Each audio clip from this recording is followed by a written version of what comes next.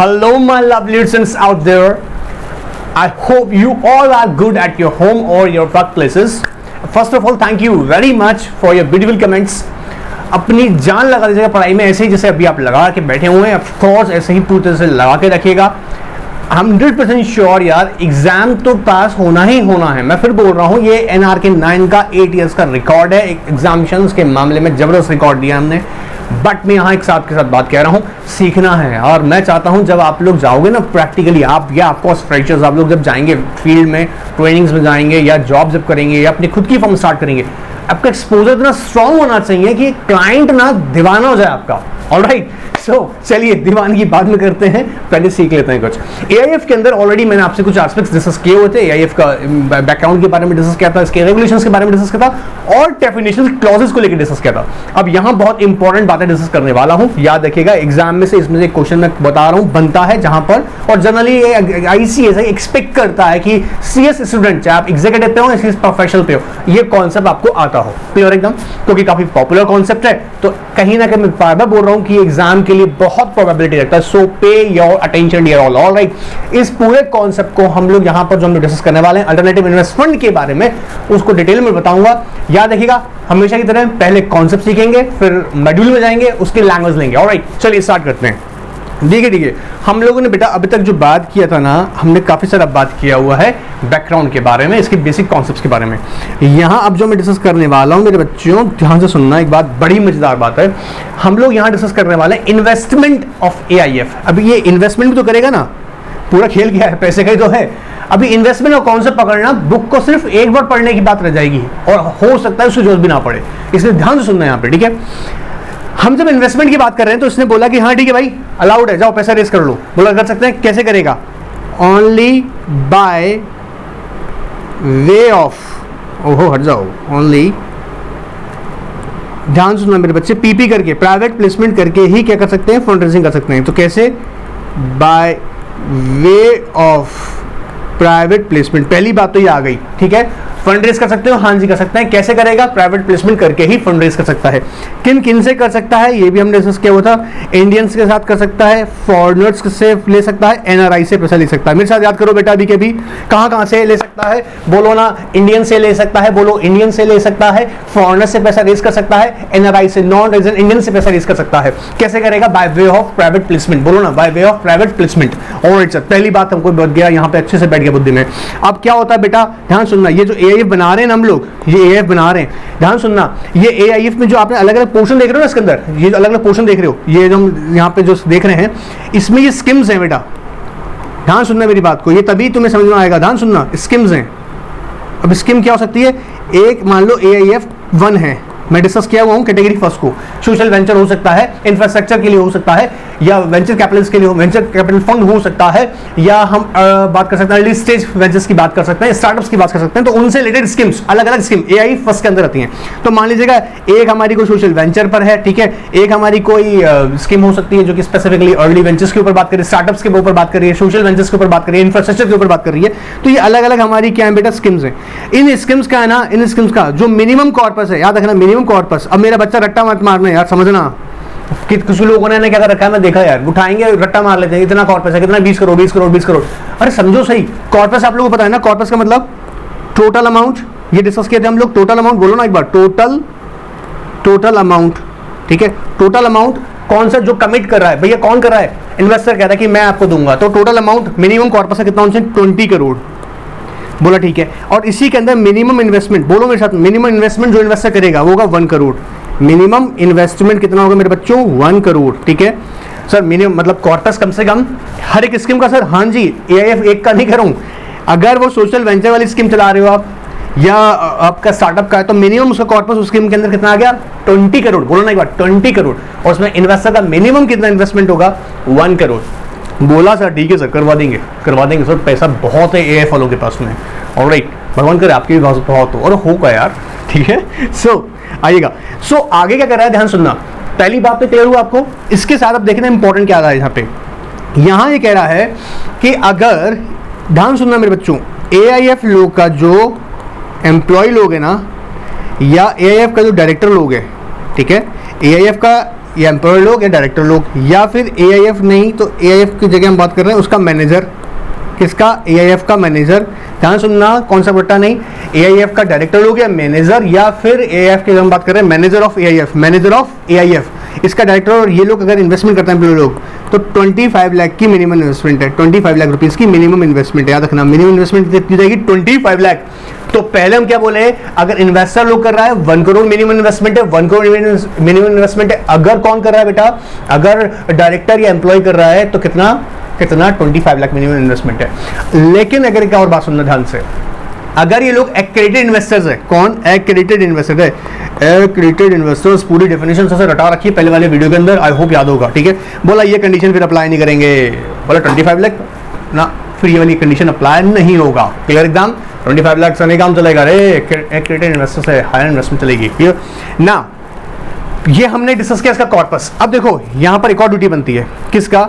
बोला ये AIF का जो मैनेजर लोग है या स्पॉन्सर है, क्या बोल रहे हैं? AIF का जो मैनेजर और स्पॉन्सर है। सर सर सर क्या? अरे भैया ये AIF चलाने वाला जो मैनेजर है ना या स्पॉन्सर है, इसको जिसने स्पॉन्स किया है इस स्कीम को ना, मतलब तुम्हारा कंटिन्यूइंग इंटरेस्ट होना बहुत जरूरी है। कंटिन्यूइंग इंटरेस्ट मतलब जो आप यहां पर ऑल टाइम मेंटेन रखेंगे। कौन लोग? स्कीम चल रही है, स्कीम के अंदर मैनेजर ऑफ AIF या स्पॉन्सर ऑफ AIF। क्यों? क्योंकि डर लगता है बेटा तू दुनिया से पैसा ले रहा है, दुनिया का मतलब प्राइवेट प्लेसमेंट में स्पेसिफिक लोगों से पैसा ले रहा है, पर बेटा अपना भी तो इंटरेस्ट लगा उसके अंदर, मतलब तुमको भी अपना पैसा मेंटेन करना पड़ेगा।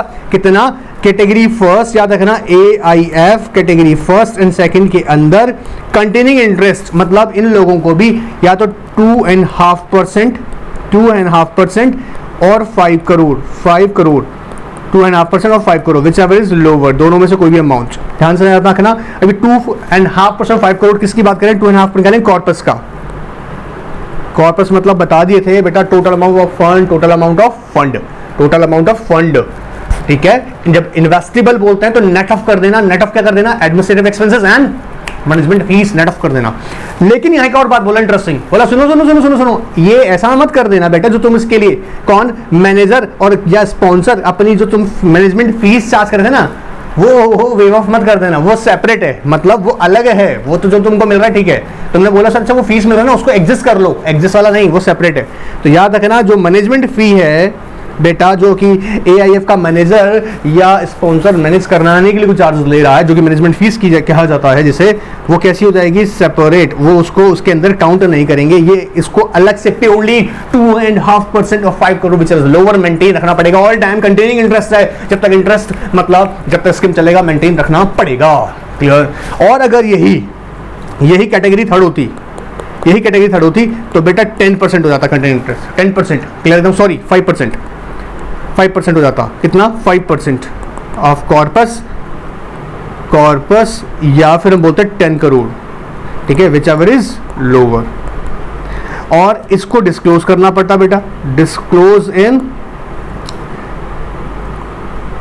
इंफॉर्मेशन मेमोरेंडम या प्लेसमेंट मेमोरेंडम।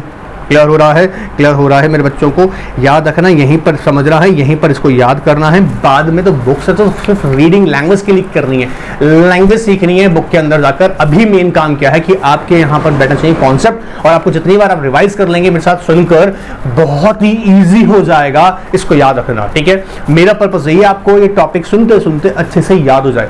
ऑलराइट, और जब इतना तारीफ करते हो ना तो और मोटिवेशन मिल जाता है कि जान लगा देते आप लोगों के लिए। ऑलराइट, चलिए, तो हमने पहले सीख लिया जी इन्वेस्टमेंट कहां से आ सकता है? इंडियन से, फॉरेनर से, और NRI से, ठीक है। कॉर्पस मिनिमम 20 करोड़ का मेंटेन करना होगा, मींस 20 करोड़ का कॉर्पस होना चाहिए। इसके अंदर अगर इन्वेस्टमेंट की बात करें तो मिनिमम इन्वेस्टमेंट 1 करोड़ होगा। अगर AIF का मैनेजर डायरेक्टर लोग इन्वेस्ट कर रहा है तो 25 लाख। बट अगर यही लोग अगर एक्टिव इन्वेस्टर है तो ये कंडीशन अप्लाई नहीं होती है फिर। ऑलराइट, उसके बाद हमने बात की कंटिन्यूइंग इंटरेस्ट का, जिसमें फर्स्ट एंड सेकंड कैटेगरी के लिए 2.5% of 5 crore which is lower maintain करना होगा। स्पॉन्सर और मैनेजर को ऑल टाइम कंटिन्यूइंग इंटरेस्ट बोलते हैं, कंटिन्यूइंग इंटरेस्ट। अगर कैटेगरी थर्ड की हो तो 5% और 10 crore which is lower. Is it clear? Alright sir, आपने बता दिया हमको कैसे होगा। अब बेटा सुनना, मैक्सिमम इन्वेस्टर लो कितना होगा? 1000। मैक्सिमम इन्वेस्टर कितना होगा? मैक्सिमम इन्वेस्टर लो कितना होगा? मैक्सिमम इन्वेस्टर कितना होगा? 1000।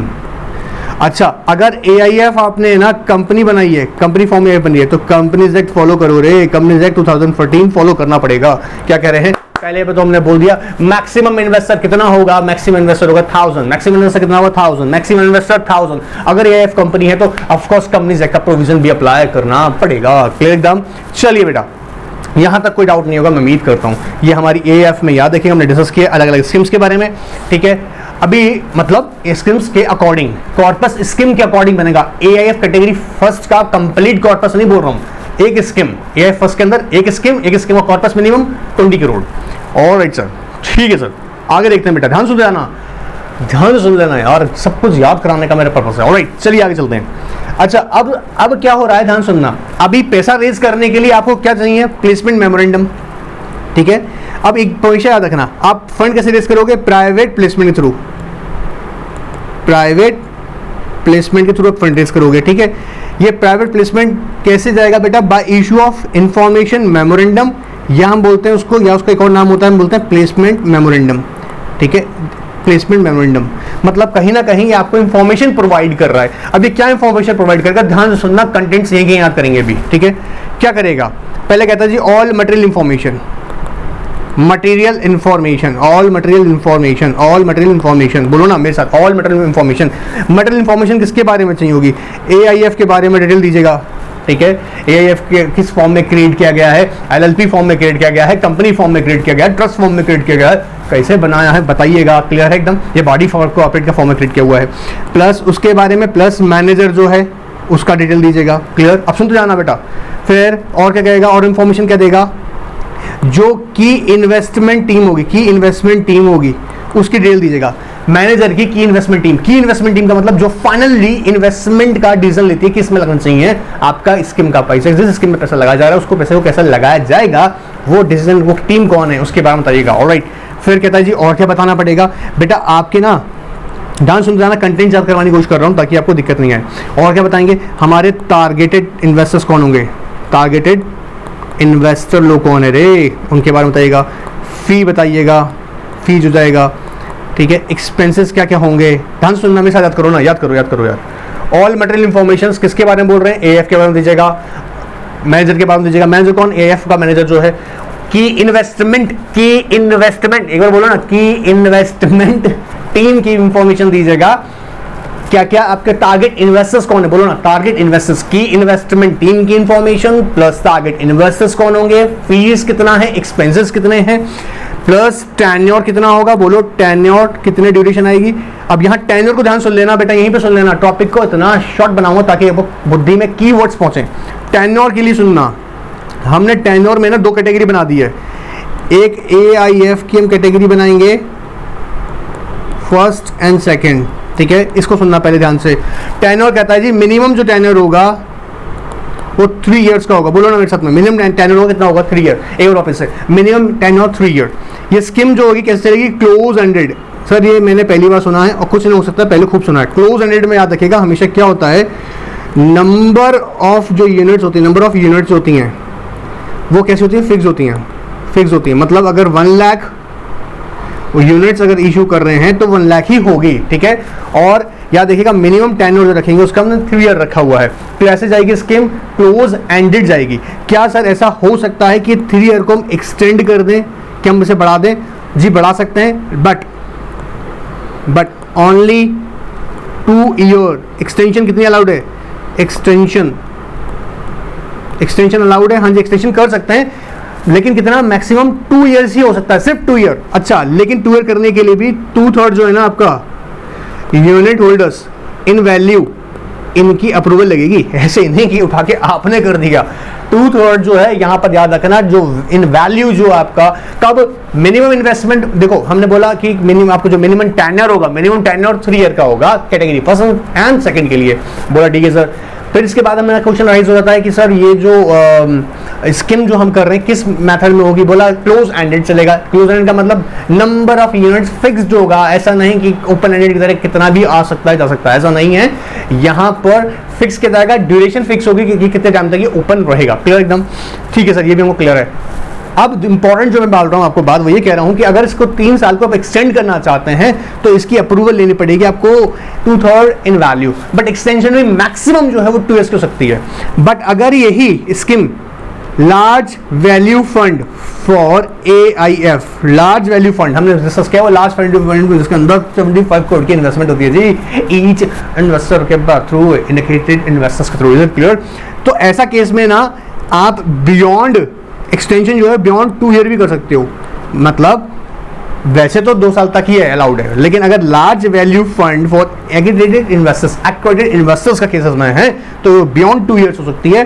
कैसे होगी? एज पर कॉन्ट्रीब्यूशन एग्रीमेंट, बोलो जी, as per contribution agreement, as per contribution agreement. कब? जब कोई अगर वो फंड किया क्रिएट किया गया for large value, for large value fund है, लार्ज वैल्यू फंड है फॉर एक्टिवेटेड इन्वेस्टर्स, उसकी बियॉन्ड 2 years कर सकते हैं।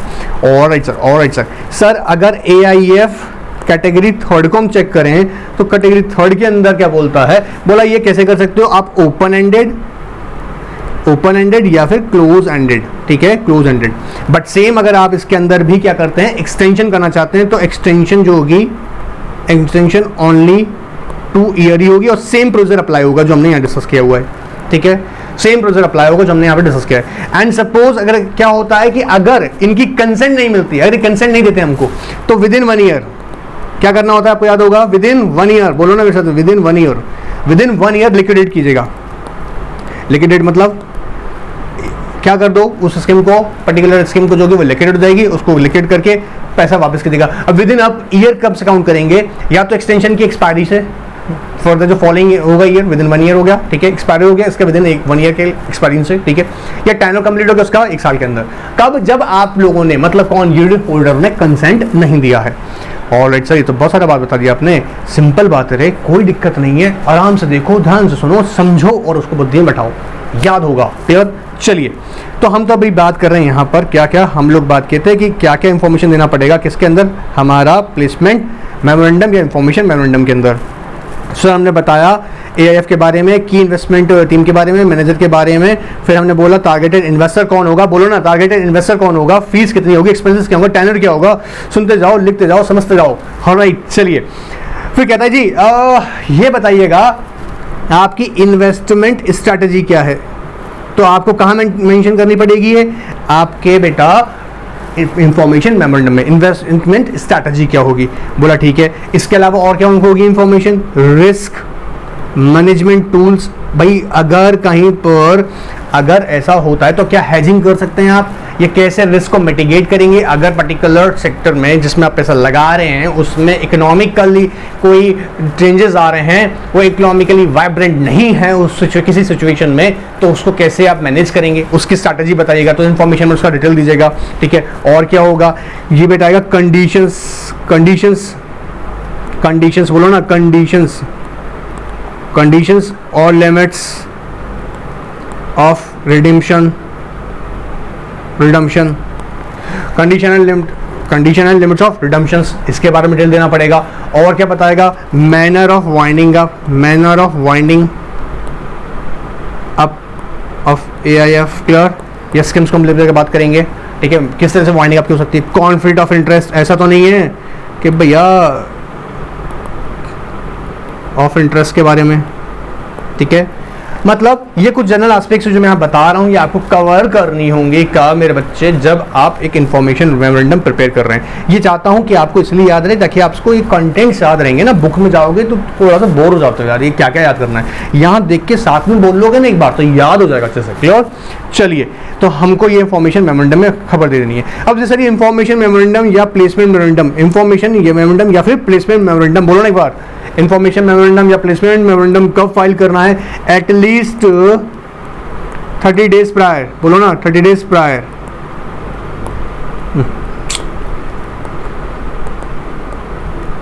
Of launch of scheme, 30 days prior launch of scheme किस साथ करना है? विद ऑफ कोर्स यार सेबी के साथ करना पड़ेगा रे, सेबी अलॉन्ग विद फी कितना है बेटा? 1 लाख रुपीज़, बोलो ना 1 रुपीज़ नहीं है 1 लाख रुपीज़। अच्छा, ये फर्स्ट टाइम अगर AIF जो यहाँ पर कर रहा है ना, स्कीम ये लॉन्च कर रहा है, ध्यान रखना फर्स्ट टाइम कर रहा है, तो ये फीस मतलब नहीं लगता है, बट यहाँ जनरली मैंने बता दिया 1 लाख रुपीस फीस आपको साथ देनी पड़ेगी। फिर क्या होगा, फिर सर से भी कोई कमेंट पास करेगा या ऑब्जर्वेशन होगी, वो उसको कैरी आउट करना पड़ेगा। कैरी आउट हमेशा देखिए कब करते हैं आप, स्कीम को लॉन्च करने से पहले उसको चेंजेस को आप कैरी आउट कीजिए अपने इन्फॉर्मेशन मेमोरेंडम में। तो कब करना है, 30 डेज पहले, लॉन्च ऑफ स्कीम से 30 डेज पहले आपको सेबी को फाइल कर देना इन्फॉर्मेशन मेमोरेंडम। क्लियर एकदम, आई होप ये भी क्लियर होगा। ऑलराइट, चलिए सर आपने तो बहुत सारा बता दिया, ऑफ कोर्स यहाँ पे हमने काफी सारी बातें कवर कर ली हैं। अच्छा, ये याद रखना, जब भी हम बात करेंगे ना लिस्टिंग की, इसकी लिस्टिंग की बात करेंगे, सुन लीजिएगा एक बार, लिस्टिंग की बात करेंगे तो बोलता है लिस्टिंग करना है, अरे हाँ, क्लोज एंडेड की लिस्टिंग मैंडेटरी है, लिस्टिंग करवाइए, क्लोज एंडेड स्कीम की लिस्टिंग कराइएगा, और ओपन एंडेड का नहीं। अरे ओपन एंडेड के लिए नहीं बोला यहाँ बात नहीं कर रहे हैं हम, किसी करें क्लोज एंडेड की लिस्टिंग, आपको स्कीम की जो आप ला रहे हैं क्लोज एंडेड उसकी लिस्टिंग मैंडेटरी है। और इंपॉर्टेंट खतरनाक वाली बात है, जो मिनिमम ट्रेड लॉट होगा, ट्रेडिंग लॉट होगा ना, वो कितना है बेटा, 1 करोड़, 1 करोड़ का ट्रेडिंग लॉट है मिनिमम। बड़े पैसे वालों की बात हो रही है, रिच है ना, जिनके जेब में बहुत पैसा है उनकी बात हो रही है। जरा ध्यान सुनेगा क्योंकि आप भी वही बनने वाले हैं, और हो सकता है आप लोग ऑलरेडी हो, तो आपको तो बहुत ईजी समझ में आ रहा होगा। चलिए आइए बुक पे आते हैं एक बार, और फटाफट से कुछ यहाँ से कॉन्सेप्ट को कवर कर लेते हैं। तो हमने क्या क्या एस्पेक्ट्स यहाँ से ली हैं, मैं यही चाहता हूं कि आपको सुन लें एक बार, फिर बुक से तो आपको रीड करना है ही एक बार, और आपको एकदम इजी बनाने के लिए। तो इन्वेस्टमेंट AIF क्या कहता है, ऑल कैटेगरीज रेज फंड्स, कैसे इंडियन से, फॉरेनर से, NRI से कर सकता है। बोला ईच स्कीम अभी डिस्कस कहते हैं कैसे, इंडियन से, फॉरेनर से, NRI से। ऑलराइट, ईच स्कीम कितना कॉर्पस होगा, मिनिमम 20 करोड़। बोलो ना कितना होगा, 20 करोड़। बोलो कितना होगा, 20 करोड़। क्लियर है।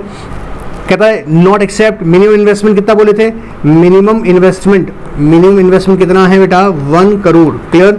अगर यही लोग कौन होता है आपका, कंपनी इसका डायरेक्टर या एम्प्लॉय होता है किसका, AIF का, मैनेजर का, तो कितना होता है मिनिमम इन्वेस्टमेंट, 25 लाख। किसके लिए, एम्प्लॉय के लिए या डायरेक्टर ऑफ AIF या मैनेजर, कितना इन्वेस्टमेंट मिनिमम, 25 लाख रुपीज। ठीक है सर।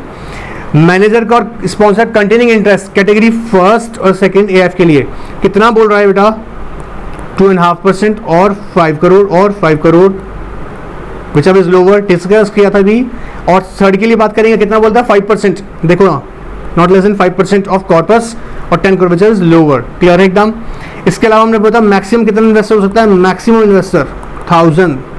और अगर ये AIF का कंपनी फॉर्म में बना तो कंपनी एक्ट को भी फॉलो करना पड़ेगा। रे कैसे रेस करेंगे, थ्रू प्राइवेट प्लेसमेंट। बोलो याद हो रहा है बात, क्लियर हो रहा है एकदम, ये बात पकड़ में आया, ये भी सारा डिस्कस किया था हमने। आगे देखते हैं, सेम वही कंटेंट्स मैंने आपको याद करवाए थे अभी। क्या होगी, मटेरियल इंफॉर्मेशन प्रोवाइड कीजिएगा AIF के बारे में, मैनेजर के बारे में, की इन्वेस्टमेंट थीम्स के, आपके target investors, fees, expenses, tenure, plus condition और limit of remediation, investment strategy क्या होगी, रिस्क मैनेजमेंट टूल्स क्या हैं, सर्विस प्रोवाइडर क्या है, conflict interest, man of winding up, मतलब ये सारे कंटेंट्स आपको प्रोवाइड करना है। फर्दर वही डिस्कस किया था, कितने दिन पहले करते हैं आप लोग, 30 डेज, एटलीस्ट 30 डेज पहले आपको ये सेबी के साथ फाइल करना होगा। क्या, प्लेसमेंट मेमोरेंडम या information memorandum along with 1 lakh rupees fees. और कहता है सर कहाँ अप्लाई नहीं होगा, अगर ये लार्ज, ये कॉन्सेप्ट कहाँ अप्लाई नहीं हो रहा, बोला अगर लार्ज वैल्यू फंड आ रहा है for activated investors, in that case ये अप्लाई नहीं होता है। चलिए फटाफट चलिएगा। फीस देखिए यहाँ प्रोवाइड किया हुआ है, और फर्स्ट टाइम कर रहा है ना, तो ये फीस अप्लाई नहीं हो रहा है।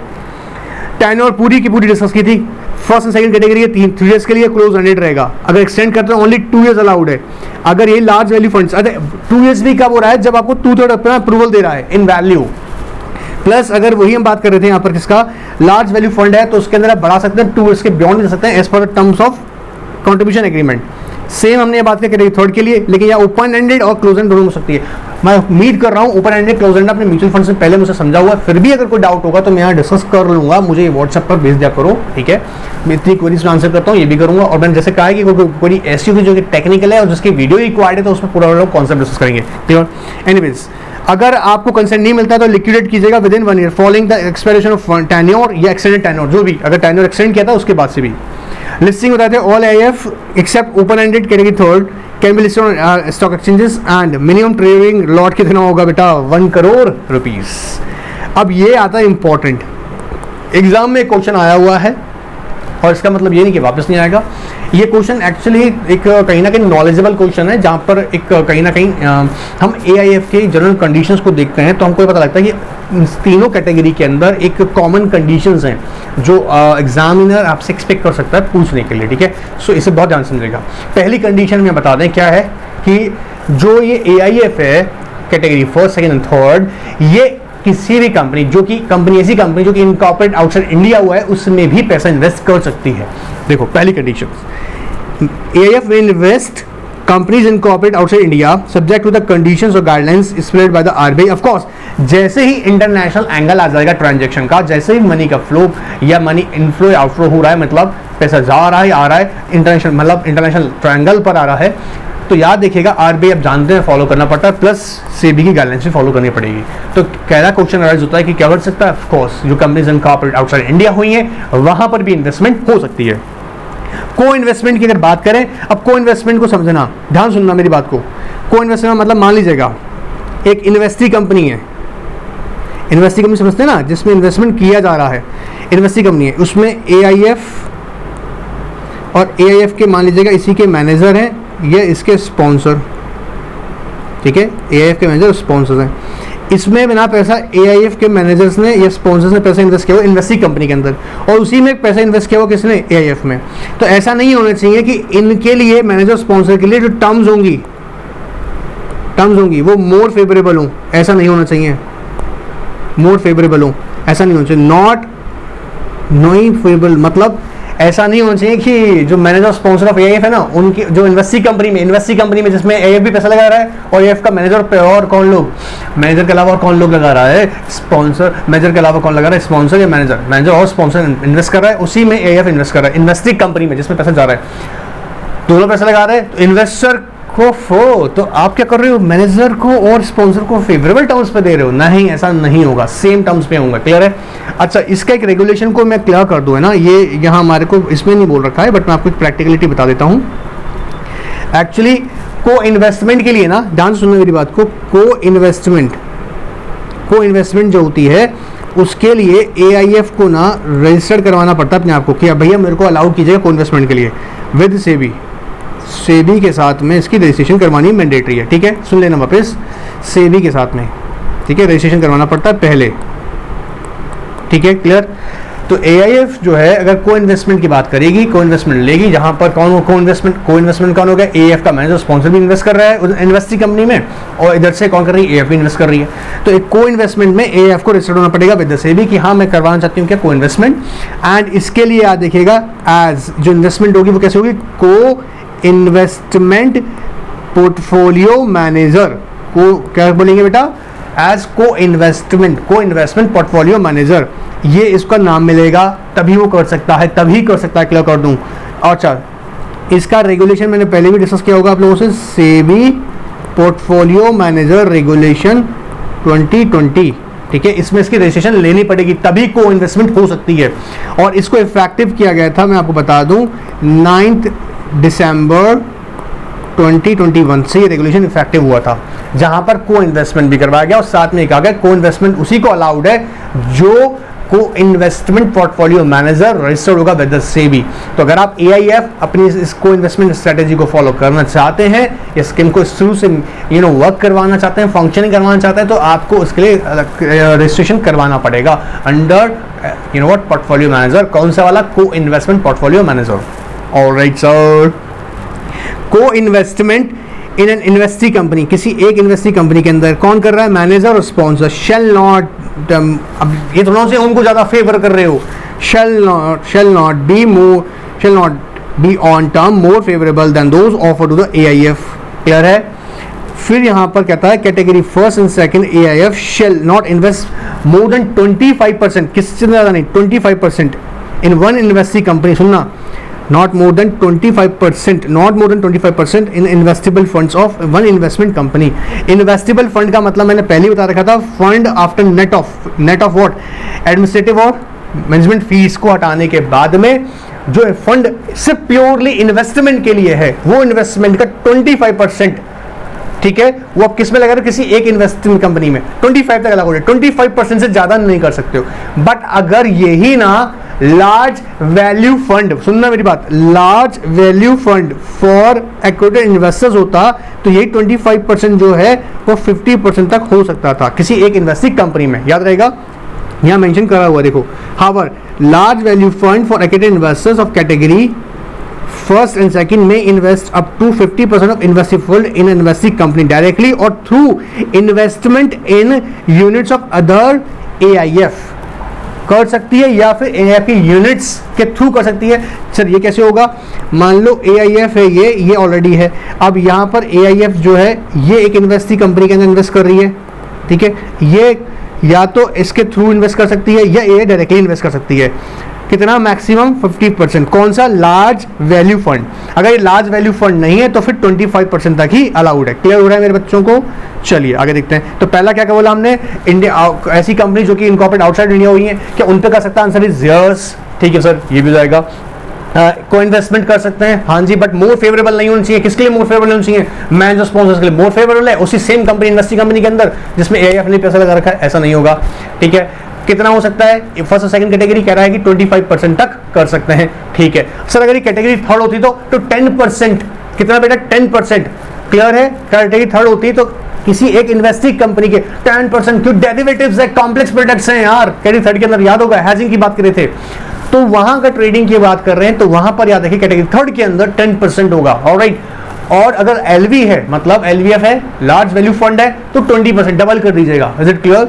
अच्छा, ये हमने यहाँ पे डिस्कस किया। अब ध्यान सुनना, ये मैंने डिस्कस किया आपसे। मैं जनरल कंडीशन बार बार कह रहा हूँ, एग्जाम के लिए वेरी वेरी इंपॉर्टेंट क्वेश्चन है ये। ठीक है, देखो वही सेम हमने डिस्कस किया। First and second third category 50%। अगर ये थर्ड कैटेगरी होता तो कितना कह रहे हैं? Not more than 10%। ऑलराइट। और अगर यही होता कैटेगरी थर्ड बाय कौन सा? Large value fund. बोलो ना एक बार, लार्ज वैल्यू फंड, तो कितना? अप टू 20% तक हो सकता था। अच्छा, ये लाइन में आपको यहाँ पे हाईलाइट किया हुआ है ताकि आपको क्लैरिटी दे दूं। देखो ध्यान सुनना, इसको रीड करो। AIF which are authorized under the fund documents to invest in units of AIF shall not offer their units for subscription to other AIF। अब एक AIF जिसको फंड डॉक्यूमेंट्स में अलाउड किया हुआ है, फंड्स डॉक्यूमेंट में allow किया, वापस बोल रहा हूँ, फंड्स डॉक्यूमेंट में हमने अलाउ किया है कि वो दूसरी AIF की यूनिट्स में, वापस करो, दूसरी AIF की यूनिट्स में पैसा इन्वेस्ट कर सकती है। वो अपनी यूनिट्स नहीं बांटेगी किसको? AIF को। देखो ये इंटरेस्टिंग बात है। AIF which are authorized to under that fund document to invest in units of AIF not offer their units for subscription to other AIF। Clear हो रहा है कि तुम तो दूसरे की यूनिट्स ले रहे हो और अपनी यूनिट्स किसी दूसरी AIF को दे रहे हो। ऐसा नहीं चलेगी चेन सिस्टम। आपको अगर दूसरी यूनिट्स के लिए ऑथराइज किया गया है दूसरी AIF की यूनिट्स में इन्वेस्ट करने के लिए, तो आप कर सकते हो, बट अपनी यूनिट्स किसी दूसरे AIF को नहीं दोगे। क्लियर? चलिए ऑलराइट। अब अगर सुनो मेरी बात को ध्यान से बेटा, अगर आप क्या कर रहे हो? एसोसिएट में, AIF के एसोसिएट्स में लगा रहे हो पैसा, या units of AIS managed by और स्पॉन्सर्ड बाय द मैनेजर और स्पॉन्सर और एसोसिएट्स ऑफ इट्स मैनेजर और स्पॉन्सर्स। अब या फिर ऐसा कर रहे हो जो AIF की यूनिट्स, या तो ऐसी AIF जिसकी एसोसिएट्स हैं, AIF जिसकी एसोसिएट्स है, बोलो ना, AI जिसकी एसोसिएट्स हैं, या तो उसमें पैसा लगाने की बात हो रही है। ऑलराइट। या फिर क्या हो रहा है? ऐसी AIF जिसमें आप ही के AIF के मैनेजर स्पॉन्सर्स दूसरी AIF को मैनेज कर रहे हैं, उसमें पैसे लगाने की बात हो रही है। तो बोला 75% का अप्रूवल लेना पड़ेगा। रे 75% का अप्रूवल लेना पड़ेगा। किसमें? अगर वो एसोसिएट्स में, AIF के एसोसिएट्स में, या यूनिट्स ऑफ AIF मैनेज्ड और स्पॉन्सर्ड बाय मैनेजर और स्पॉन्सर और एसोसिएट्स ऑफ इट्स मैनेजर और स्पॉन्सर्स। कौन चला रहा है? आप ही का मैनेजर स्पॉन्सर चला रहा है AIF के अंदर। और कौन सा? ये दूसरा वाला का। बोला हाँ जी। तो बोला फिर तो 75% से लेना पड़ेगा, क्योंकि हमें घपलाबाजी भी तो हो सकता है। मेजॉरिटी ऑफ लीजिएगा वोटिंग 75%। नाउ अगर पैसा आपका अभी तक इन्वेस्ट नहीं हुआ, इन्वेस्टिबल फंड जो आपका है, बोलो ना इन्वेस्टिबल फंड, कौन सा आपका इन्वेस्टिबल फंड है, वो आपने इन्वेस्ट नहीं हुआ है, पूरा नहीं हुआ है, तो म्यूचुअल फंड्स में पैसा लगा दीजिएगा, ये बैंक डिपॉजिट्स में रखिएगा, ट्रेजरी बिल्स में रखिएगा, ये CBLOs में रखिएगा। सर CBLOs क्या होता है?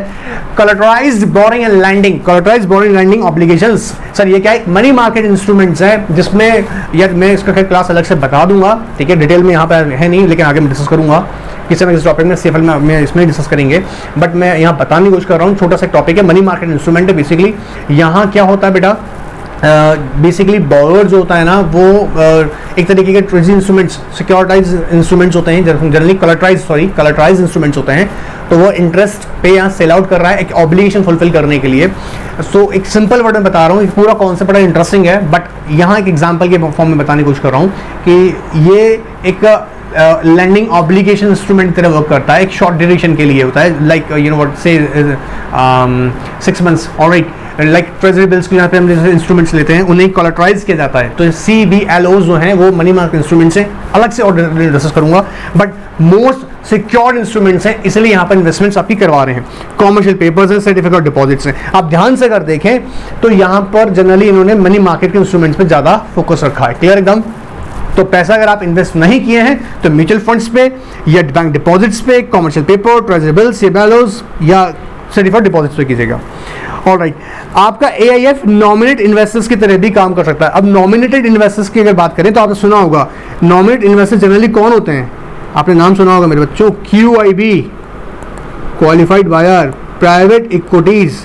ये क्या करते हैं, एग्रीमेंट में एंटर होते हैं किसके साथ में, LM के साथ में, लीड मैनेजर के साथ में, कि ठीक है भाई सब्सक्रिप्शन अगर रह गया आपका, भाई अंडर सब्सक्रिप्शन है हम लेंगे पैसा, लेकिन ये किसके लिए माइबा बनने का कोशिश करेगा, SME, small medium enterprises. Alright, small medium enterprises. तो as a nominated investors QIB जैसे हमने बताया यहाँ पे PE ऐसा वो भी कर सकता है एज ए नॉमिनेटेड, लेकिन किसके लिए, SME के IPO के लिए। क्लियर?